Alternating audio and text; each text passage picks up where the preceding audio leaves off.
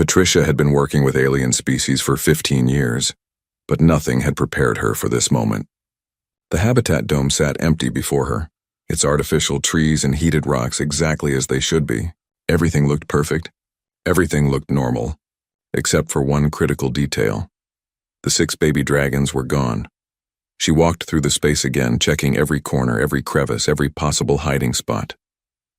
Her hands trembled as she activated her communicator. This was not just a problem.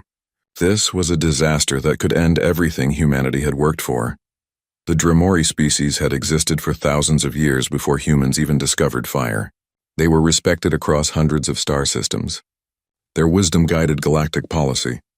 Their approval meant everything in council politics. And 3 months ago, they had done something unprecedented. They had trusted humans with their children. Ambassador Thelmara had arrived on Luna Station 7 with 6 eggs. Each one was the size of a watermelon, covered in scales that shimmered like opals. Patricia remembered that day clearly. The massive dragon-like being had stood in the reception area, her wings folded against her back, her golden eyes watching every human with intense focus. "My people have decided," Thelmara had said, her voice rumbling like distant thunder. "Humans are young, yes. Humans are imperfect, yes. But humans have shown something rare, genuine curiosity about others. We entrust you with our future." The eggs had hatched 2 months later. Patricia had been there for every moment. She watched as tiny claws cracked through shells. She saw the first baby dragon emerge, wet and wobbly, its eyes blinking in the light. Then came the others, one by one. The station staff had named them based on their scale colors: Ember with her red-gold shimmer, Smoke with his gray-blue tones, Twilight in deep purple, Dawn in soft pink, Storm in dark charcoal, and Whisper in pale silver. The hatchlings were beautiful.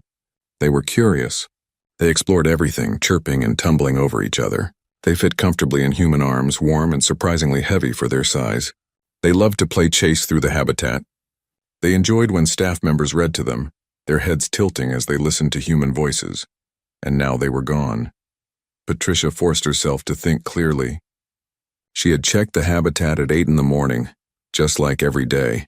The babies had been sleeping in their usual pile, tangled together for warmth. She had gone to attend a meeting about expanding the conservation program. The meeting lasted 2 hours. When she returned at 10:30, the habitat was empty. Security footage showed nothing unusual. At 9:15, all 6 babies were visible on camera, playing near their water pool. At 9:20, the cameras experienced a brief glitch, just 3 seconds of static. When the feed returned, the babies were gone. Just vanished, as if they had never existed. Patricia ran diagnostics on the environmental seals.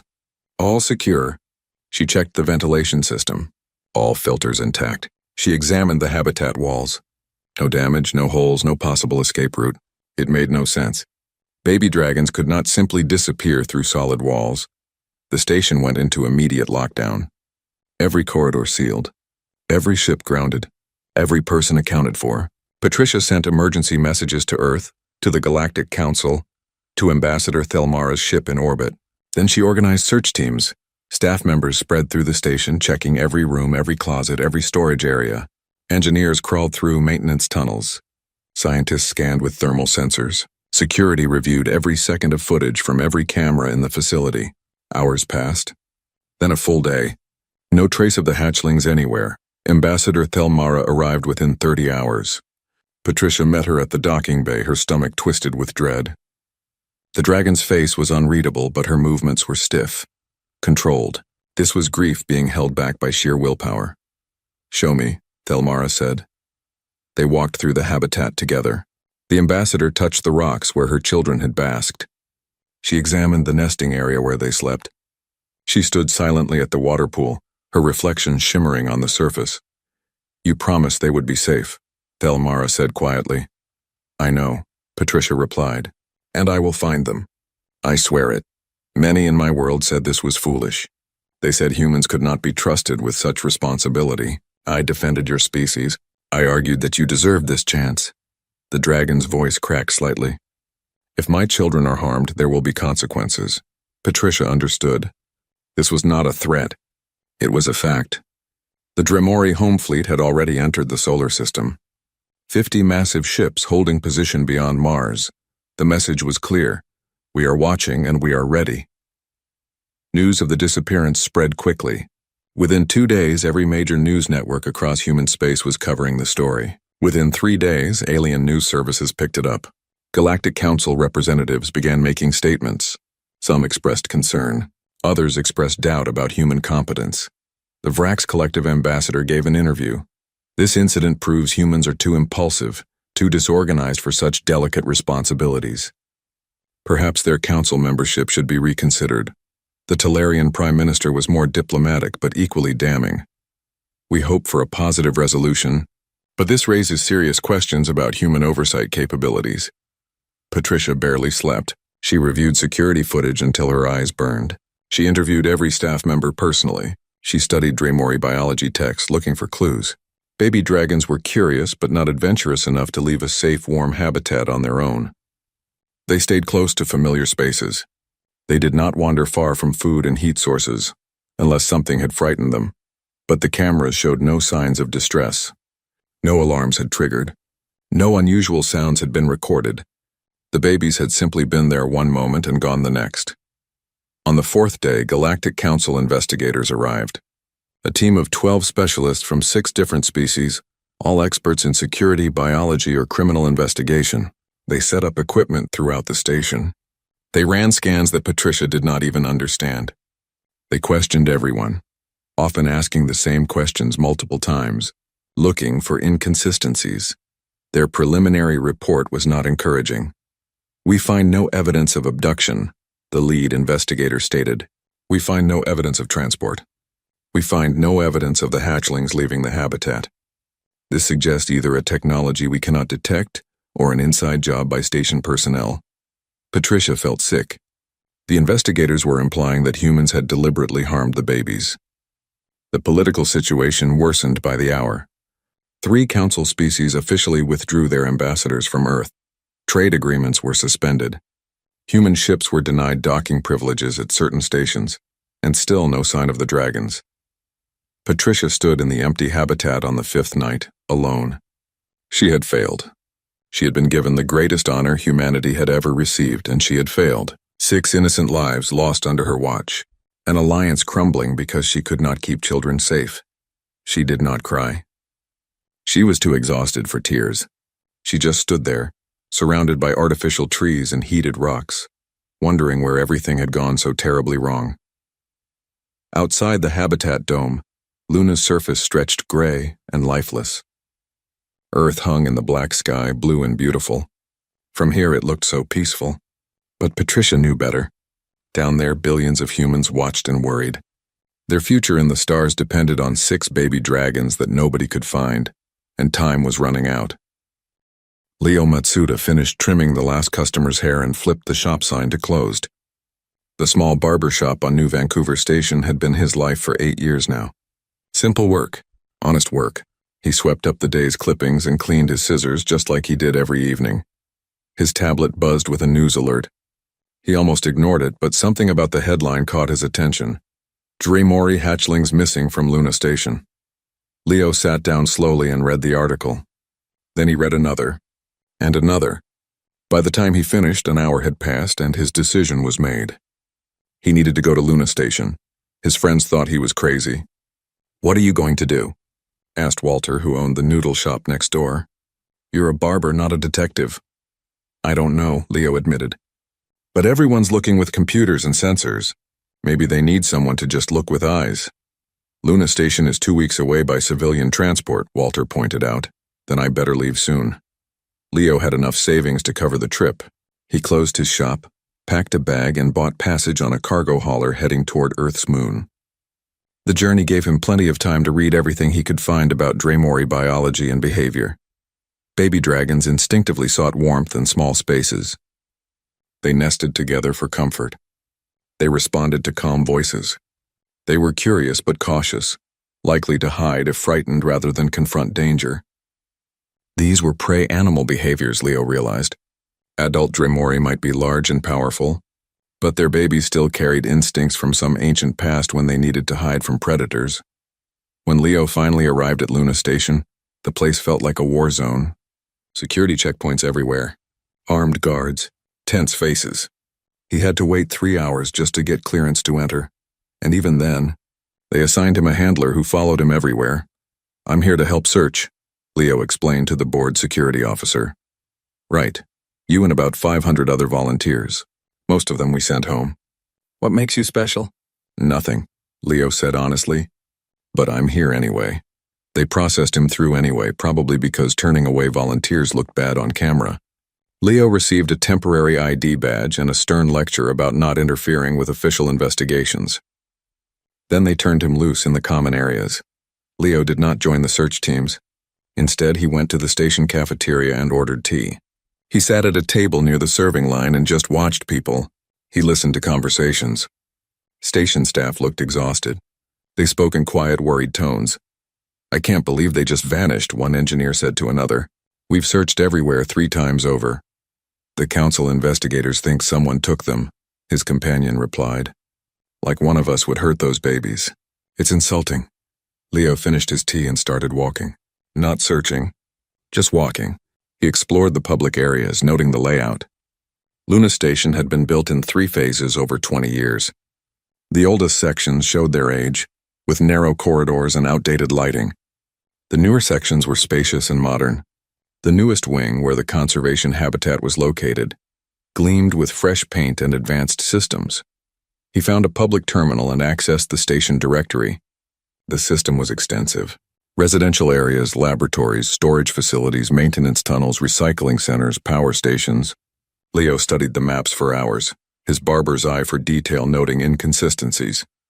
There, on the sub-level schematics, several sections marked as under renovation 2 months ago.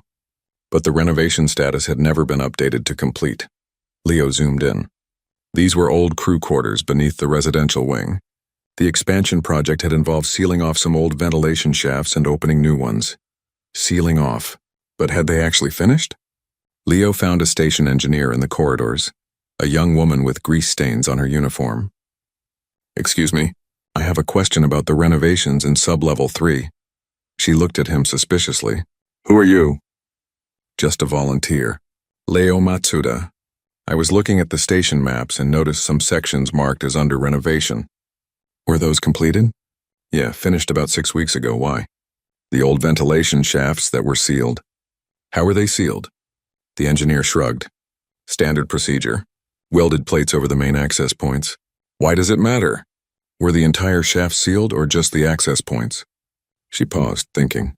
"Just the access points, I think. The shafts themselves are still there, just disconnected from the active system. Too expensive to rip them out completely. So something small could still move through those old shafts? I mean, technically, if they could get past the sealed access plates. But those plates are solid. Nothing's getting through without cutting equipment." She looked at him more carefully. "What are you thinking?" "I'm thinking baby dragons are small. And curious. And if they found a crack, even a small one, they might explore." The engineer's eyes widened. "Oh no. We did find some cracks during inspection. Small ones. Stress fractures from the station settling. We were supposed to patch them, but that was low priority because those shafts aren't active anymore." She pulled out her tablet, fingers flying over the screen. "Let me check something." Leo waited while she searched through maintenance records. "Here," she said finally. "Sub-level 3, Sector 7, old residential area. We found 3 stress fractures in the sealed ventilation access. Largest was maybe 4 inches wide. We scheduled repair for next month because it wasn't urgent." She looked up at Leo. "You think the hatchlings got in there?" "I think it's worth checking. But that area's been scanned multiple times. Thermal sensors, motion detectors, everything. Did those sensors work through metal ventilation shafts?" The engineer's face went pale. "The old shafts are lined with thermal insulation. It was an old design before modern climate systems. If something was inside those shafts, our sensors might not pick it up."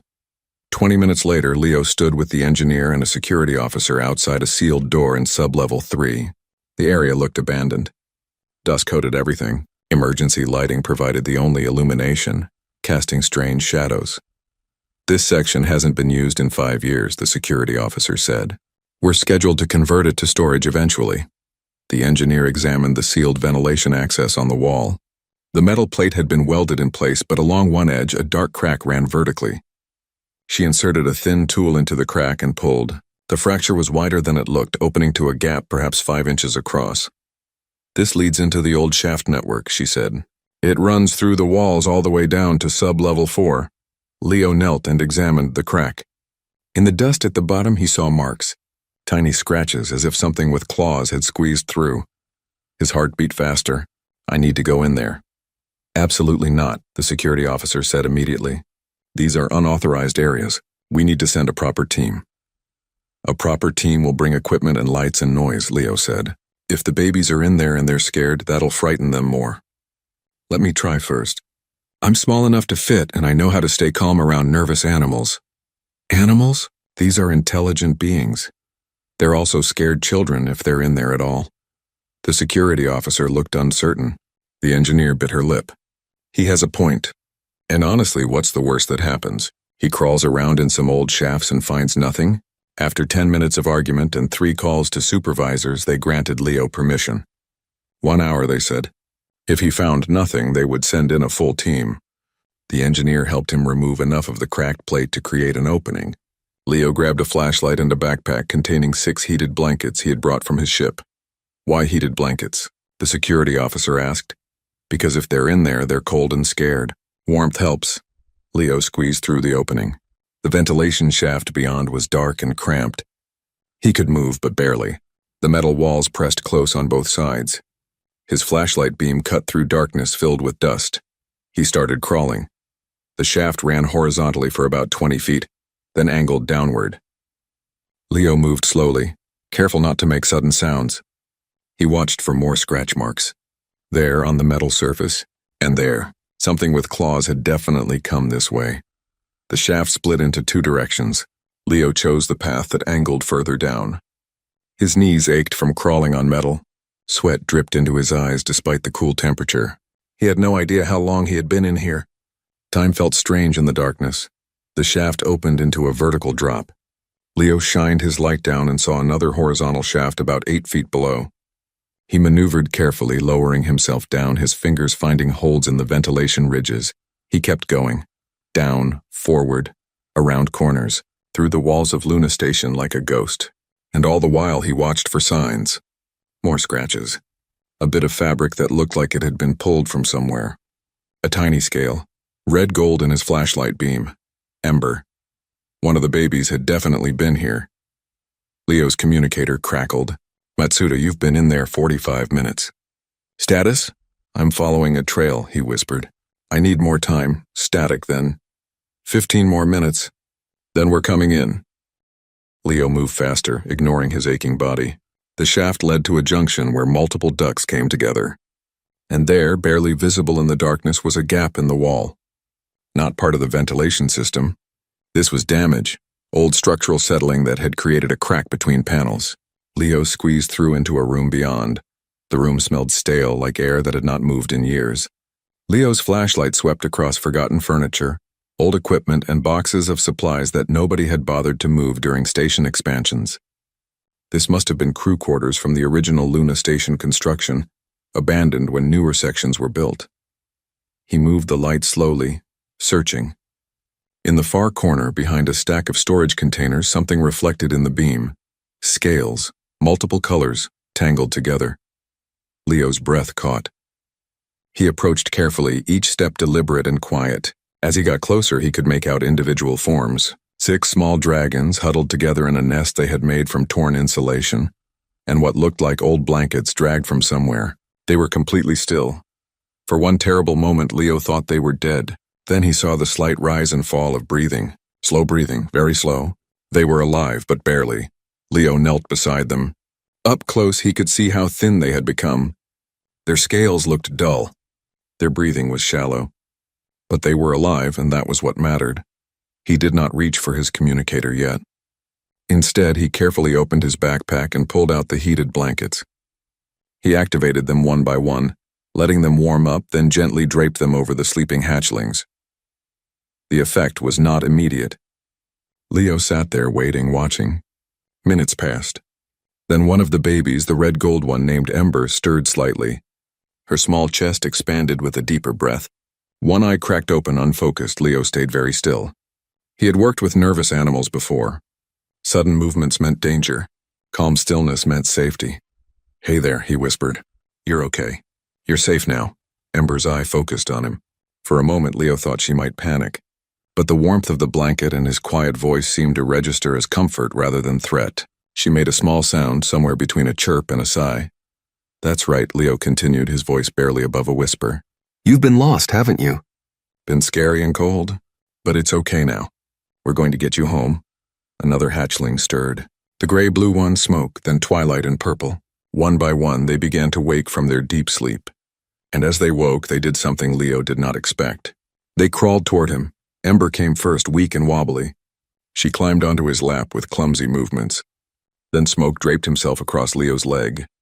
Twilight wedged herself against his side. Dawn, Storm, and Whisper followed, until all 6 baby dragons had arranged themselves on and around Leo's body.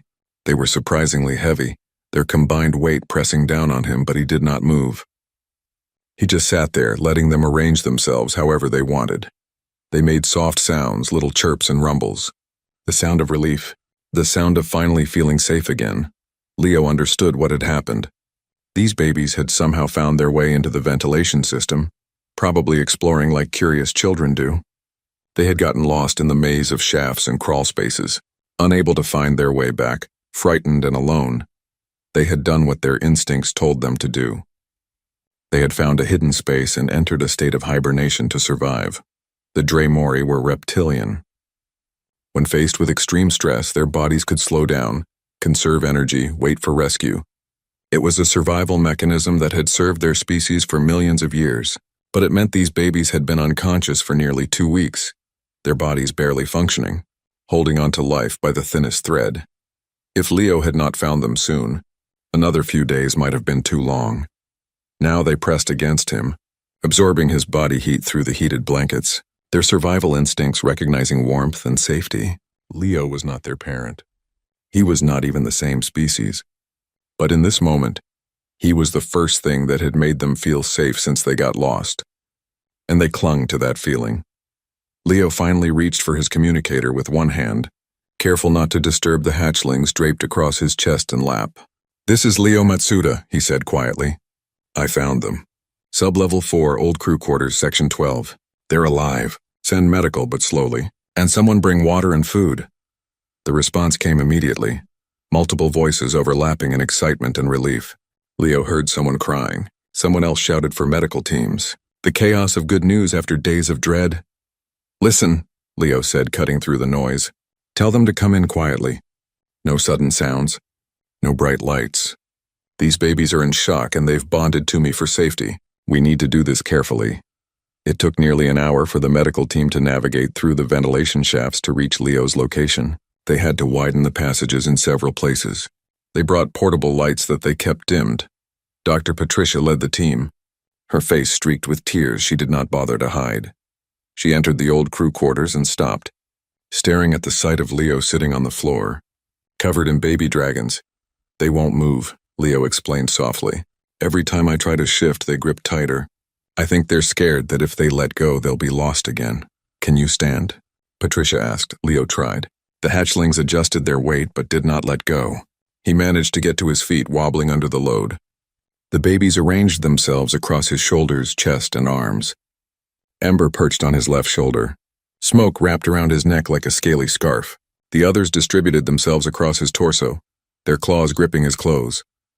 "Okay then," Patricia said, her voice shaking. "We'll do this your way. Can you walk?" Leo tested his balance. Nearly 200 pounds of dragon distributed across his body. His legs trembled, but he could manage. "Yeah, slowly, but yeah." The journey back through the station took 40 minutes. Leo had to stop several times to rest. His muscles screamed in protest.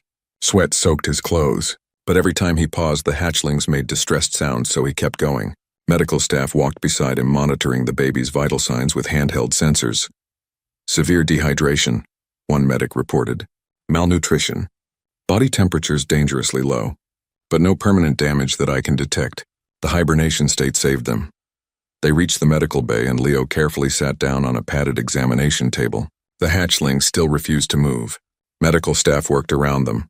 gently inserting fluid lines, checking temperature, examining each baby while they remained draped on Leo. The babies drank water slowly, just sips at first. Then they managed small bites of food, a special nutrient paste that the medical team had prepared. Through it all, they stayed pressed against Leo, as if he was the only stable point in a frightening world. Ambassador Thelmara arrived 2 hours later. The massive dragon had to duck to enter the medical bay. Her golden eyes found her children immediately, and the sound she made was something between a roar and a sob. The hatchlings' heads lifted at their mother's voice. They chirped in recognition, but they did not move from Leo, Patricia explained quietly. It's a bonding reaction. When Dremora young are in extreme distress, they imprint on the first source of safety and warmth. It's temporary but strong. They know she's their mother, but right now Leo represents survival. Thelmara approached slowly. She lowered her massive head to be level with her children. She made soft rumbling sounds, the dragon equivalent of gentle words. The babies responded, their chirps more animated now. But still they clung to Leo. You found them, Thelmara said, her eyes meeting Leo's. You saved their lives. I just followed scratches and hunches, Leo replied. His arms ached from holding still for so long. They saved themselves, really. That hibernation thing. Pretty smart survival trick. Most who searched used advanced technology. You used observation and intuition. Why? Leo shrugged carefully, mindful of the dragons on his shoulders. I'm a barber. I spend my days reading people, figuring out what they need even when they don't say it. I figured scared kids are scared kids, whether they're human or dragon. They'd go somewhere that felt safe, somewhere small and hidden, somewhere warm. I just looked for that kind of place. A barber, Thelmara repeated. She made a sound that might have been a laugh or might have been something else. The greatest search in recent galactic history, and it is solved by a barber from an asteroid colony. Sometimes the simplest answer is the right one, Leo said. Over the next 3 days, the hatchlings gradually recovered. They drank more water. They ate more food. Their scales regained their luster. Their movements became more energetic. And slowly, carefully, they began to transfer their trust from Leo back to their mother. It was a delicate process. Medical staff advised patience. Leo spent hours each day sitting with both the babies and Thelmara, creating a bridge between them. He would pet one of the hatchlings, then gently guide it toward its mother's massive form. The babies would hesitate, then take those first tentative steps. Ember was the first to fully return to Thelmara. She climbed onto her mother's foreleg and then up to her neck, settling into a hollow there that seemed designed for exactly that purpose. The other babies followed over the following days, each at their own pace. But they still wanted Leo nearby. If he tried to leave the medical bay, they became distressed. So Leo stayed, sleeping in a chair beside their recovery area, waking whenever one of them chirped for reassurance. On the 4th day, Leo told Patricia he needed to leave soon. His shop had been closed for 3 weeks. His savings were running low. He had done what he came to do. The babies did not take the news well. When Leo stood to pack his few belongings, all 6 hatchlings swarmed him, chirping frantically. Thelmara watched this with her unreadable golden eyes. They are not ready to lose you, the ambassador said. I know, Leo admitted. But I have a life to get back to. Stay 1 more week. Help them finish this transition. I will compensate you for lost business. Leo wanted to refuse. He was not comfortable accepting money for this. But the hatchling's distress was real, and 1 more week would not hurt. Okay, he agreed. 1 more week. News of the rescue spread across human space within hours. Within a day, it reached every corner of the galaxy. The story was too good not to travel fast. Missing dragon babies found by a simple barber who used common sense instead of advanced technology. Leo woke on his 5th day at Luna Station to find reporters waiting outside the medical bay. Station security kept them back, but their cameras recorded everything through the windows. He felt uncomfortable with the attention. He had just done what needed doing, but apparently that made him a story. Patricia brought him breakfast and an apologetic smile. I'm sorry. I tried to keep this quiet, but too many people knew. The council wants to interview you. Earth's government wants to give you a medal, and about 40 news networks want exclusive rights to your story. Leo ate his eggs slowly. Across the medical bay, the hatchlings were playing with Thelmara, climbing over their mother's large form while she watched them with obvious relief. They were getting stronger every day, I don't want medals or interviews, he said finally. I know. But this is bigger than you now. This whole incident almost destroyed humanity's relationship with the Galactic Council. You fixed that. People want to understand how. I followed scratch marks and thought about where scared kids would hide. That's it. That's the whole story. Patricia sat down across from him. Actually, that's exactly why this story matters. Do you know how many advanced civilizations searched for those babies? Species with telepathy, with quantum sensors, with predictive algorithms. All of them failed. Then a human with a flashlight and basic reasoning succeeded. It says something about how humanity approaches problems. It says I got lucky. No. It says you thought like a parent instead of a scientist. There's a difference. The Galactic Council called an emergency session for that afternoon. They wanted Leo to attend, to give testimony about the rescue. He tried to refuse, but Thelmara herself asked him to come. My people need to hear this directly from you, she said. And the council needs to understand what happened here. So Leo found himself putting on borrowed formal clothes and riding a shuttle up to the council station that orbited Earth. The place was massive, a ring structure that rotated to provide artificial gravity. Representatives from 300 species worked here, debating laws and policies that affected trillions of beings. Leo had never felt smaller in his life. The council chamber was a circular room with seats arranged in tiers. Each species had their own section with appropriate environmental controls. The Vrax collective representatives sat in a humid section with dim lighting. The Talarian delegation occupied seats near bright heat lamps. Dozens of other species filled the remaining spaces, creating a visual chaos of different body types and colors. Ambassador Thelmara stood at the center speaking platform, her massive form somehow graceful in the large space. Leo sat in a witness chair to the side, trying not to fidget. This council convened 3 weeks ago to discuss the failure of humanity to protect Draemori young, Thelmara began, her voice carrying clearly through the translation systems. Many spoke of removing Earth from council membership. Some suggested sanctions. A few even proposed military oversight of human space stations. Murmurs of agreement from several sections. Leo noticed that many representatives would not even look toward the human delegation. Today I stand before you to report that my children are safe, Thelmara continued. They were found by a human volunteer, not by advanced sensors, not by military search teams, not by council investigators with their sophisticated equipment, by a barber named Leo Matsuda, who used observation and empathy to locate what everyone else missed.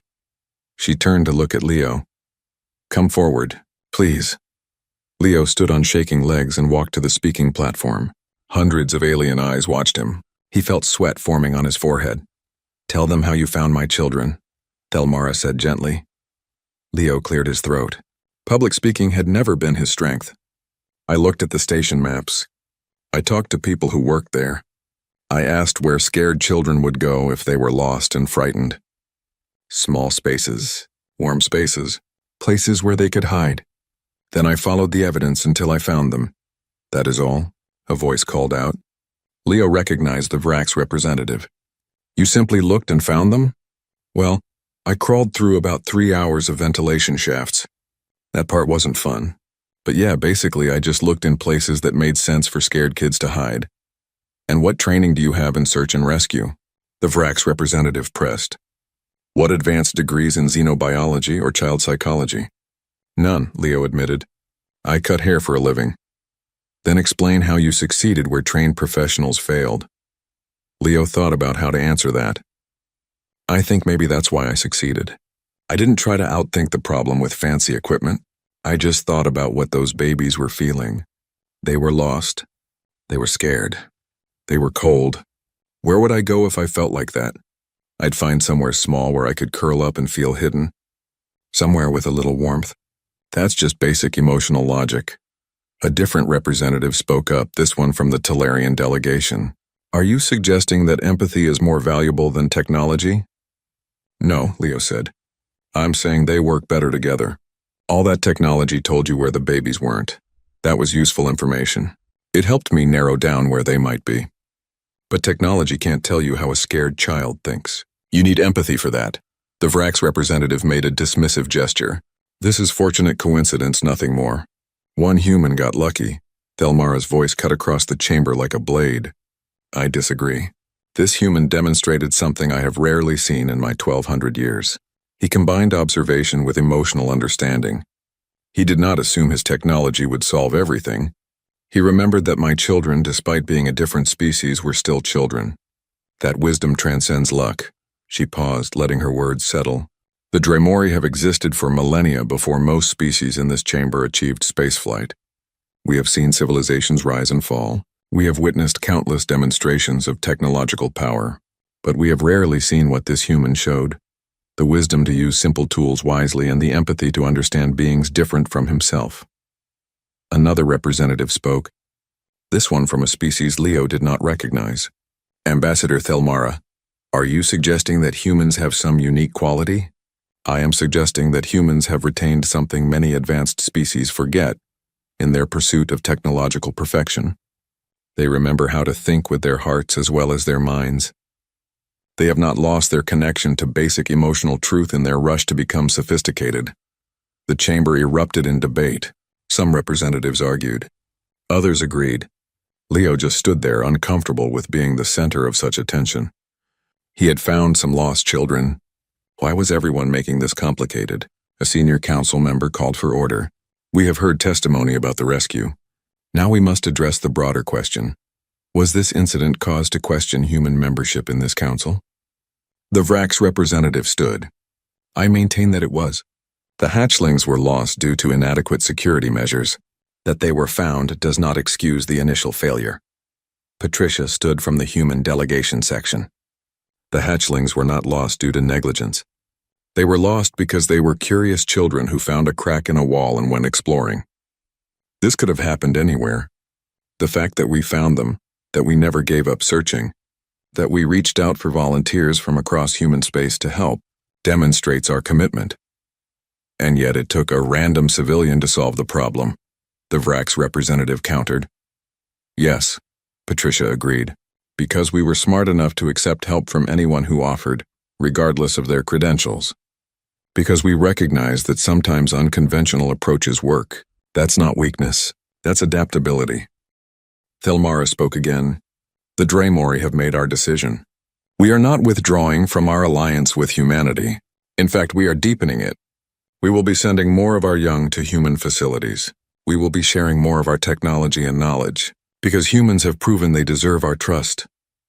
The announcement stunned the chamber into silence. But they failed to protect your children, someone protested. They found my children when no one else could, Thelmara corrected.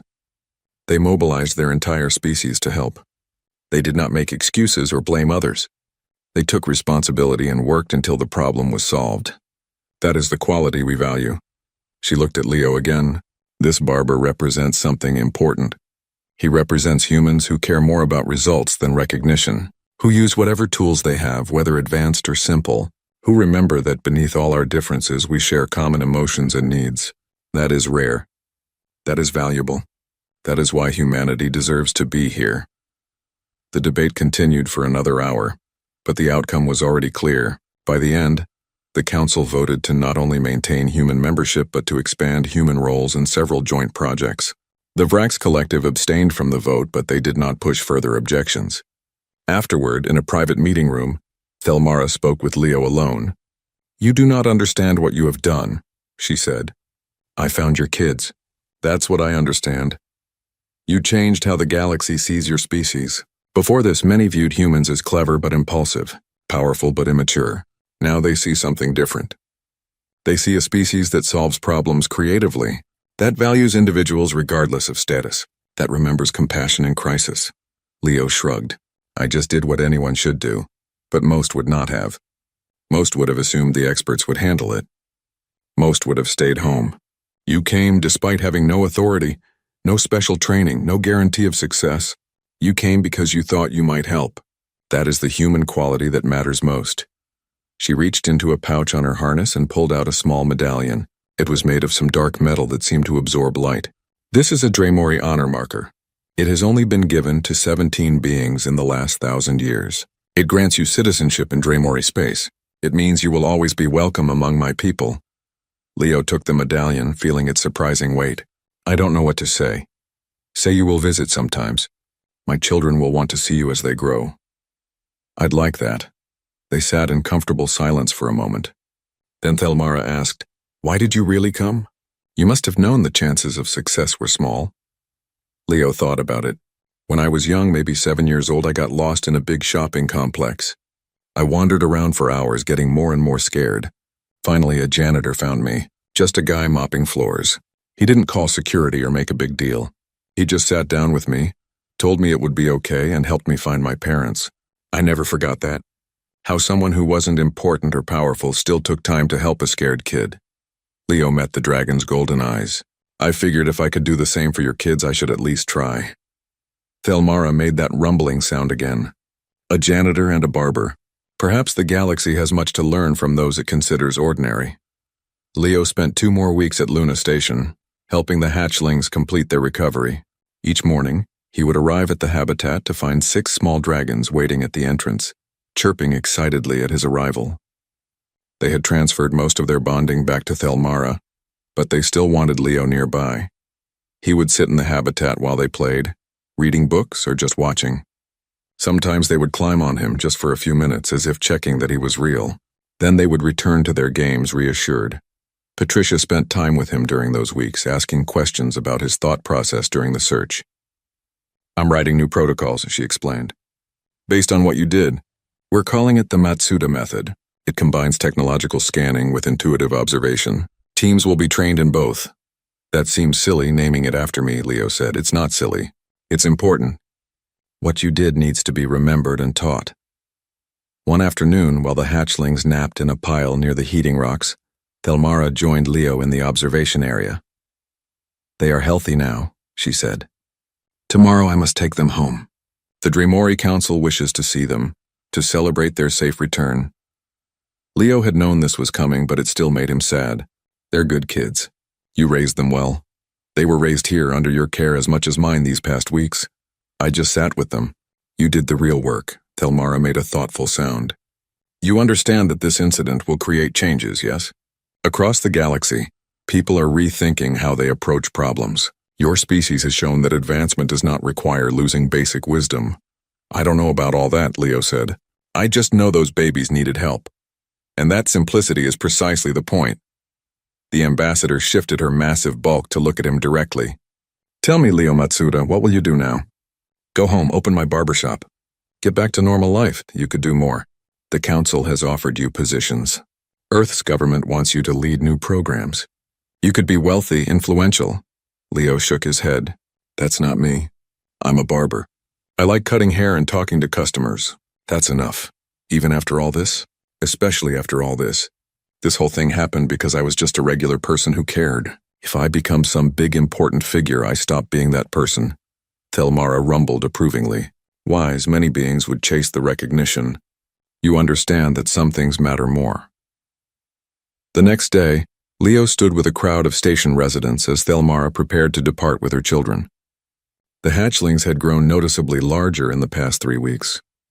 They moved with more confidence, their scales brighter, their eyes alert. They surrounded Leo one last time, pressing against his legs, chirping their goodbyes. He knelt and petted each one, speaking softly. "You be good, Ember. Don't go exploring strange places, okay? Smoke, remember to listen to your mom. Twilight, keep being curious, but stay safe." He went through all 6, giving each a moment of attention. They seemed to understand this was farewell. Their chirps were sad but accepting. Thelmara waited patiently. When Leo finished, she lowered her head in a gesture of respect. "You will always be welcome in Dremori space, Leo Matsuda. Always. Thank you. Take care of them. I shall. And thank you for taking care of them when I could not." The dragons departed through the docking bay, heading for their ship. Leo watched until they were out of sight, then returned to his temporary quarters to pack. Tomorrow he would catch a transport back to New Vancouver Station in his normal life. That evening, Patricia found him in the station cafeteria, eating dinner alone. "Mind if I join you?" she asked. "Please." They ate in comfortable silence for a while. Then Patricia said, "I owe you an apology." "For what?" "When you first arrived, I barely noticed you. Just another volunteer, not particularly qualified.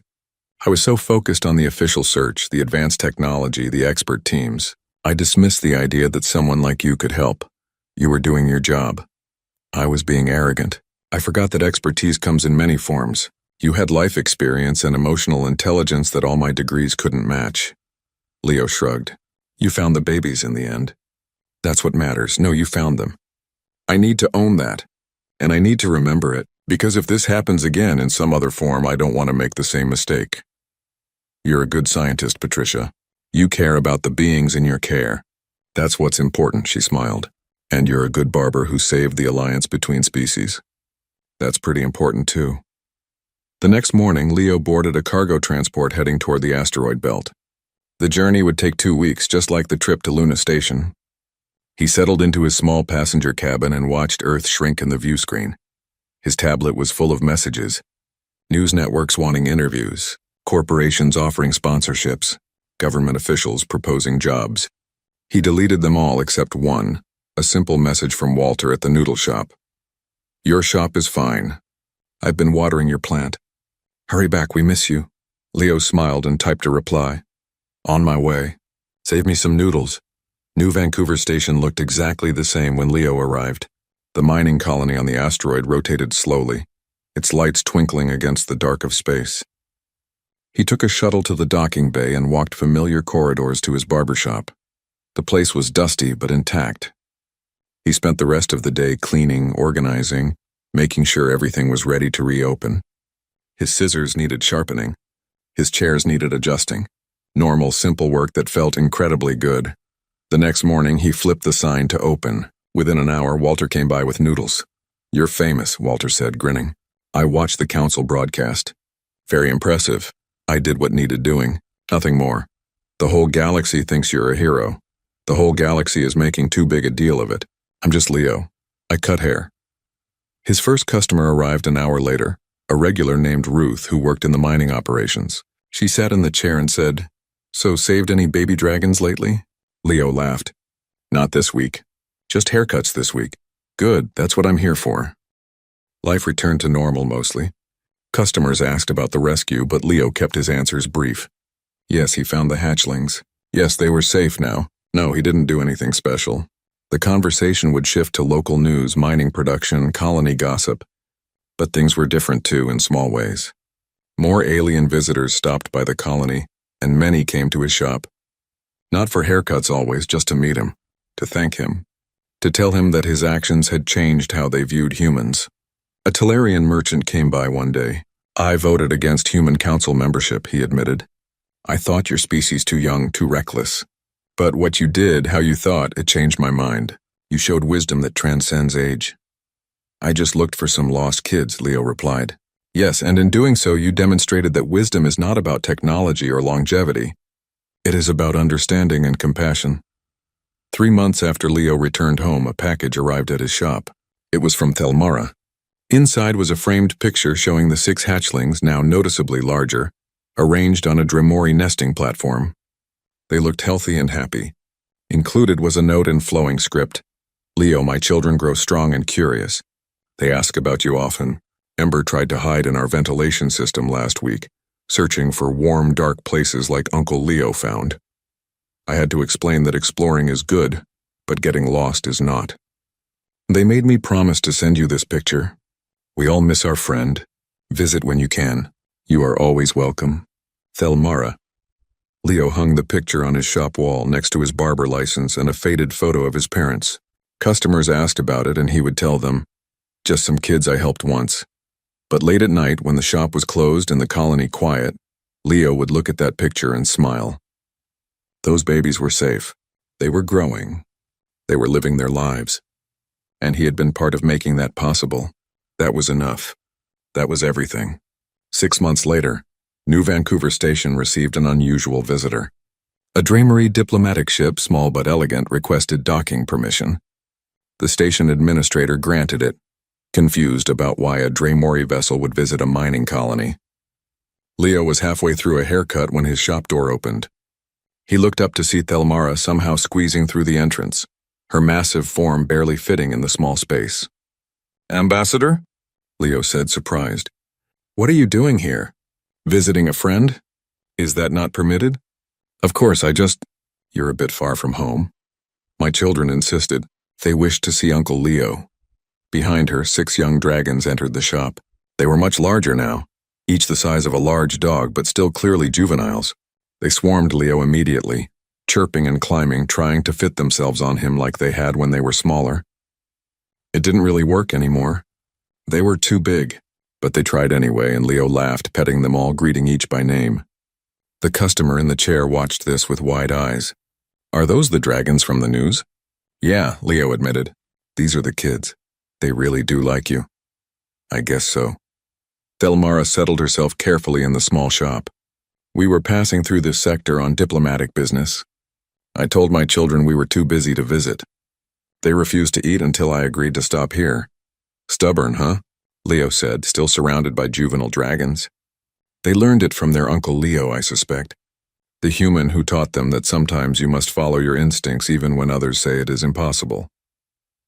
Leo finished his customer's haircut, gave a discount because the man had to deal with dragon interruptions, and then closed the shop early. He spent the afternoon with Thelmara and the hatchlings, hearing about their lives, their education, their growth. As evening approached, it was time for them to leave. The dragons were reluctant, but they obeyed their mother. They each touched their heads to Leo's hands, a gesture Thelmara explained was a dragon's way of saying until we meet again. "Thank you for this visit," Leo said. "It means a lot." "You saved their lives," Thelmara replied. "A brief visit is small thanks. You didn't need to thank me at all. That is why we wanted to." After they left, Leo reopened his shop and finished the day's appointments. That evening, Walter came by with noodles and questions. "So the dragons really did visit?" "Yeah, they're getting big. Growing up fast. Still remember you, though. I guess some connections stick, no matter what species you are." Walter grinned. "The barber who befriended dragons. That's quite a legacy. I'd settle for being the barber who gives good haircuts." "You're that too, Leo. You're that too." 5 years passed quickly. Leo's barber shop on New Vancouver Station remained exactly as it had always been. Small, clean, honest. The only visible change was the growing collection of pictures on the wall. Thelmara sent new photos every few months, showing the 6 dragons as they grew from juveniles into young adults. Leo watched them mature through these images. Ember developing the brilliant red-gold coloring that marked adult Dremori. Smoke growing sleek and powerful, all 6 becoming the magnificent beings they were meant to be. Each photo included a note, usually brief. Ember started flight training.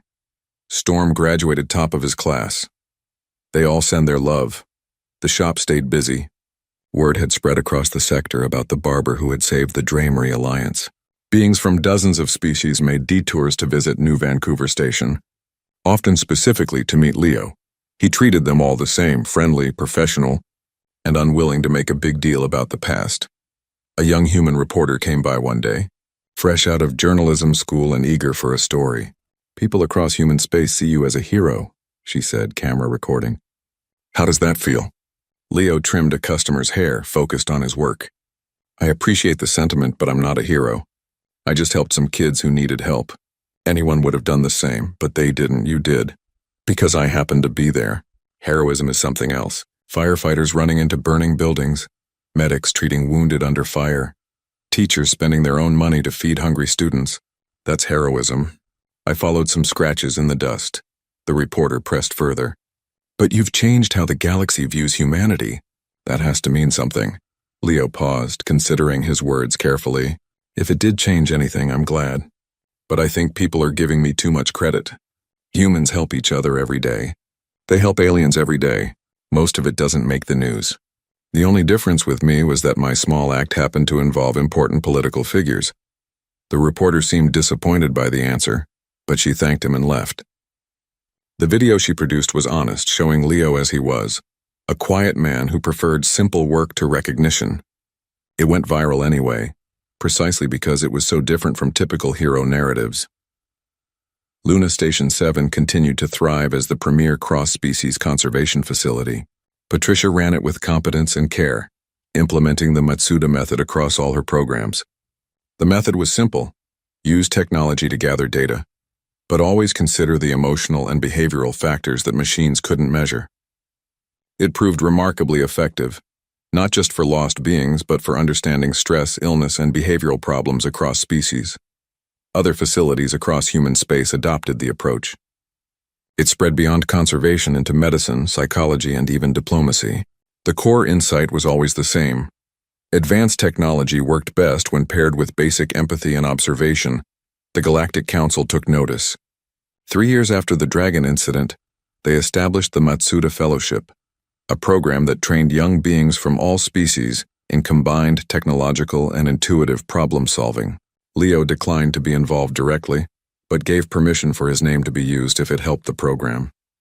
Meanwhile, Dremori-human relations deepened significantly. More Dremori young came to Luna Station, more humans visited Dremori worlds for cultural exchange, trade increased, joint research projects launched. The alliance that had nearly ended became one of the strongest in Council space. Telemara was appointed as the Dremori Prime Representative to the Galactic Council, the highest diplomatic position her species offered. In her first speech in that role, she spoke about the importance of learning from unexpected sources. 5 years ago, my children went missing, she told the assembled council. The crisis nearly destroyed an alliance. It was resolved not by military force or political maneuvering, but by one being who cared enough to look carefully and think wisely. This taught my people and should teach all of us that sophistication without wisdom is hollow. We must value both the advanced and the simple, both the expert and the ordinary, if we are to progress together. Her speech was discussed across galactic media for weeks. Some praised it. Others dismissed it as sentimentality. But it added to the growing perception that humans brought something unique to the galactic community. A retention of basic emotional connection even as they advanced technologically. On a quiet Tuesday afternoon in his shop, Leo received an unexpected message. It was from Patricia at Luna Station. Leo, I need your help. Not with dragons this time. We have a situation with some Talarian younglings.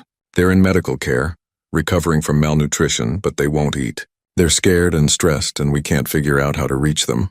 I know it's a lot to ask, but would you consider coming? Your approach might help. Leo read the message twice. He was older now, his hair graying, his back a bit stiffer in the mornings. The trip to Luna Station would take weeks, but the message said younglings were suffering. He closed his shop the next day and caught a transport toward Earth's moon. When he arrived at Luna Station, Patricia met him at the docking bay. She looked tired, worried. Thank you for coming. I know it's a long trip. Tell me about the younglings. They walked through the station as Patricia explained. 8 Talarian children, rescued from a failed colony where food supplies had run out. They were physically healthy now but psychologically traumatized. They huddled together, refusing to interact with staff, barely eating enough to survive. We've tried everything, Patricia said. Talarian counselors, specialized environments, medications. Nothing works. They're wasting away from stress. Leo visited the younglings in their habitat. They were small insectoid beings with delicate wings and large eyes. They had built a nest in the corner using provided materials, and they never left it. 8 pairs of eyes watched Leo enter, fearful and suspicious. He did not approach them. He simply sat down across the room and waited. An hour passed, then 2. The younglings stayed in their nest, but their attention never left him. Leo did not speak. He did not move unnecessarily. He just existed in their space, non-threatening and patient. On the 3rd hour, one youngling crept slightly out of the nest. Leo remained still. The youngling came closer, antennae twitching, assessing threat level. When it was about 5 feet away, it stopped. Leo spoke softly. Hi there. You've had a scary time, haven't you? The youngling froze. It's okay. You don't have to come closer. I just wanted you to know you're safe here. The scary stuff is over. The youngling stayed motionless for several minutes. Then slowly it crept back to the nest and communicated something to its companions. Leo saw antennae touching, wings flickering in patterns he didn't understand. He returned the next day and sat in the same spot. This time 2 younglings ventured out. They came a bit closer. Leo talked to them about simple things. The station, the stars visible from the viewports, how different species needed different things to feel safe. By the 4th day, all 8 younglings were sitting in a semicircle around Leo, still keeping distance but clearly engaged. He brought food and placed it between himself and them. He ate some, showing it was safe. Then he waited. The younglings conferred among themselves. Finally, the bravest one approached the food, grabbed a piece, and retreated. When nothing bad happened, the others followed. It took 2 weeks, but eventually the younglings began eating normally and interacting with station staff. The key, Leo explained to Patricia, was giving them control. They'd lost all control over their lives during the colony failure. Everything happened to them and they couldn't stop it. They needed to feel like they had choices again. So I let them choose when to approach, when to eat, when to trust. Forcing interaction just reminded them of helplessness. Patricia took notes. This is going into the protocols. We need to remember that trauma isn't just physical. Before Leo left to return home, the younglings did something unexpected. They wove him a small wall hanging using fibers from their nesting material. It depicted a simple scene. 8 small figures around one larger figure, all connected by delicate threads. It's a thank you, the Talarian counselor explained. They're saying you connected them back to the world. Leo accepted the gift with humility and hung it in his shop next to the dragon photos. Word of the Talarian rescue spread, though not as dramatically as the dragon incident, but it reinforced a pattern. When beings in crisis needed help, conventional approaches didn't always work. Sometimes the simplest approach was the right one. Patience, empathy, and letting the beings in distress lead the way to their own recovery. More facilities began requesting Leo's consultation on difficult cases. He accepted some, always with reluctance, and always returning to his barbershop as quickly as possible. He was not a professional counselor. He was just a person who paid attention. When Leo turned 60, the dragons came to visit again. They were fully mature now, enormous and magnificent. They arrived with Thelmara, who was now one of the most influential voices in the Galactic Council. The 6 of them could no longer fit in his shop, so they met in a docking bay that station administrators had cleared for the visit. The dragons had brought gifts, rare metals from their homeworld, star charts to systems humans had not yet explored, and most importantly, their time. Uncle Leo, Ember said, her voice now deep and resonant. We wanted you to know that we are all thriving. Smoke is a pilot, Twilight is a scientist, Dawn works in education, Storm is a security officer, Whisper is an artist, and I am training for diplomacy. You all found your paths, Leo said. That's wonderful. We found them because you found us, Ember continued. That night when we were lost and cold and scared, you taught us something important. You taught us that being lost doesn't mean being forgotten. That help can come from unexpected places. That kindness transcends species. I just looked for scared kids, Leo replied, his standard response. Yes, Thelmara said, and in doing so, you demonstrated what your species brings to the galactic community. Not the biggest weapons, not the fastest ships, not the most advanced computers. You bring the wisdom to remember that beneath all our differences we share common emotions and needs. She paused, her golden eyes bright. The Dremori have decided to honor this. We are establishing the Leo Matsuda Cultural Exchange Center on our homeworld. It will be dedicated to teaching young beings of all species how to understand and connect with those different from themselves. Leo felt embarrassed. That's too much. I don't deserve a whole center. You deserve recognition for changing how species interact, Thelmara corrected. But more importantly, your example deserves to be preserved and taught. Too many beings think advancement means technology alone. You showed that true advancement includes retaining our connection to basic compassion. The center opened a year later. Leo attended the ceremony, uncomfortable with the attention but honored by the thought. The facility was beautiful, designed to accommodate multiple species comfortably. Young beings from across council space would come to learn not just about different cultures, but about the emotional intelligence needed to truly understand those cultures. The core curriculum was simple. Observe carefully, listen actively, consider emotional context, and remember that different does not mean incomprehensible. Students learned to combine analytical thinking with intuitive understanding, much like Leo had done in those ventilation shafts years ago. After the ceremony, Leo stood with Thelmara on a balcony overlooking the Dremori city. It was beautiful, all crystal spires and flowing architecture. You changed the galaxy, Leo Matsuda, Thelmara said. The galaxy changed itself, Leo replied. I just helped some kids. And that humble perspective is precisely why your impact was so profound. You never sought recognition. You simply did what felt right. That authenticity resonates across species. So what happens now? Leo asked. Now? Now hundreds of young beings will learn to think as you think, to see as you see, to remember that problems are solved not just with technology but with understanding. Your approach will spread far beyond your lifetime. That's a lot of pressure to put on a barber. Thelmara made her rumbling laugh. You are not just a barber. You never were. You are a teacher, though you never sought the title. You are a healer, though you have no medical training. You are a bridge between beings built from patience and compassion. Leo considered this. I'm still going back to my shop. Of course you are. That is where you belong. But know that your shop is not separate from this greater work. Every person you talk to, every small kindness you show, every connection you make, it all matters. That is the lesson. Greatness is not always loud or obvious. Sometimes it is quiet and repeated, day after day in a small barbershop on an asteroid colony. Leo returned to New Vancouver Station and his simple life, but he found new purpose in the daily work. Each customer, human or alien, received not just a haircut but a moment of genuine attention. He asked about their lives. He listened to their problems. He offered perspective when appropriate and silence when needed. Word spread that his shop was not just for haircuts, but for conversation, for connection, for a brief moment of feeling heard. Beings came from across the sector not because Leo was famous, but because he was present. Years passed. Leo's hair went from gray to white. His hands developed arthritis, making the scissors harder to hold. But he kept working, kept listening, kept being there for whoever walked through his door. On a cold station morning when Leo was 68, a young human couple entered his shop with a small child. The boy looked nervous, shy. His first haircut, the father explained. We wanted it to be special. Leo smiled and knelt down to the child's level. What's your name? Timothy, the boy whispered. Nice to meet you, Timothy. You know, I've cut hair for people from about 100 different species, each one special in their own way, just like you. The boy's eyes widened.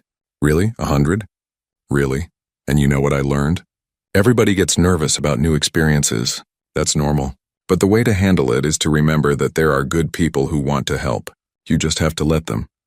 Timothy climbed into the chair, his fear replaced by curiosity.